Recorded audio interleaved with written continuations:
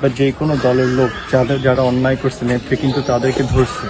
সুতরাং দল করে বলে সে মানুষকে এভাবে উঠাই নিয়ে যে সিএনজি থেকে টাকা দাবি করবে তো কখনো হতে পারে না।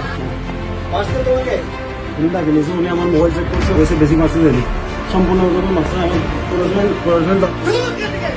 দাঁড়াতেও পারি নাই। কোন কমিশনারের সাথে থাকে? কমিশনার সাহেবকে বলো ছেলেগুলাকে নিয়ে আসতে।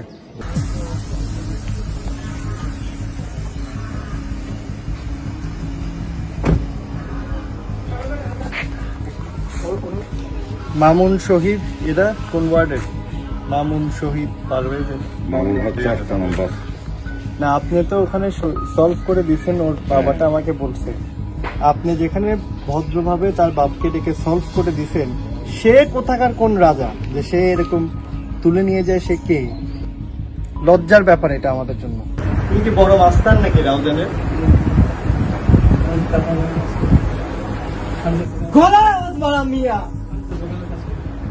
কোন ফার্নিচার দোকান? ছেলে ওটারে মাস্টার্স কেন আগে বল।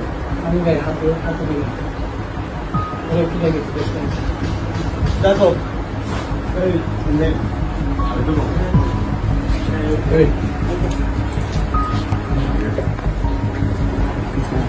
মাস্টার তোমাকে উনি ডাকে নিয়েছে, উনি আমার মোবাইল চেক করছে। উনি বলছে যে আমার ভাইয়ের সাথে আমার জমি করেছে, বেশি মারছে জানি সম্পূর্ণ রকম মারছে। আমার পড়াশোনা আমি দাঁড়াতেও পারি নাই 3 দিন 4 দিন পর্যন্ত। বেশি সত্যি তুমি সরো মাঝখানে বাইরে তুই কোন মাস্তান রাউজানের?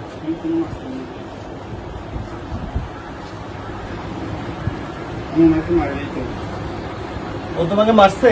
সব দাগগুলো আছে সব এখনো আছে দাগগুলো। গড়িয়ে আসো সবাই।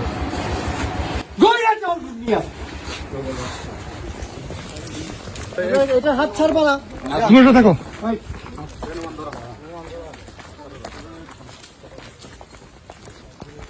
একটার হাত ছাড়বা না। যা প্রিয় রাউজানবাসী, আসসালামু আলাইকুম। এটা আজকে অত্যন্ত জরুরি বলেই আমি এটা করেছি।